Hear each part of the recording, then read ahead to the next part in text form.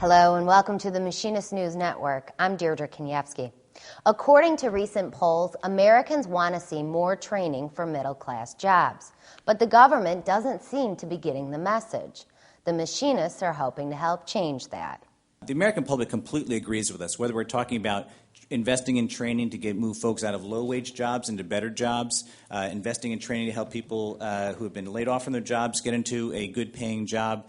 In a variety of different ways across party lines, the American public is with us. So if the American public wants to see more money and opportunity put into programs like apprenticeships and vocational education, then why isn't it happening? Some say it's because there's never been a national policy for Americans to get behind and support. Creating such a plan has brought policy leaders to the National Labor College in Maryland.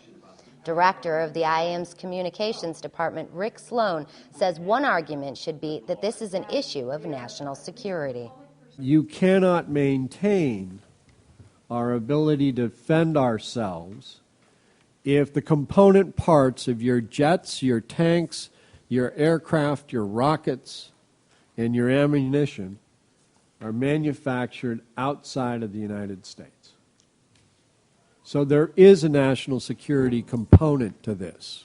The national defense industry is a good example of what's to come if the U.S. doesn't try to help the next generation of middle-class workers. We don't have the skills. And the companies are going to the Pentagon and saying, well, we really can't find the skills in this country, so why don't you let us outsource this? It'll be good for American business. It'll be good for our business. That's what Airbus did. Right now, the government spends about $500 billion to get about 6 million young adults aimed for a college degree. Only 2% of that money goes to the other 24 million students who would rather work with their hands instead of heading off to a university. The people in this room say that has to change. We believe that it's not only a national security issue, we believe that it's an equity issue. That it is our children, the children of blue-collar families, that are most at risk.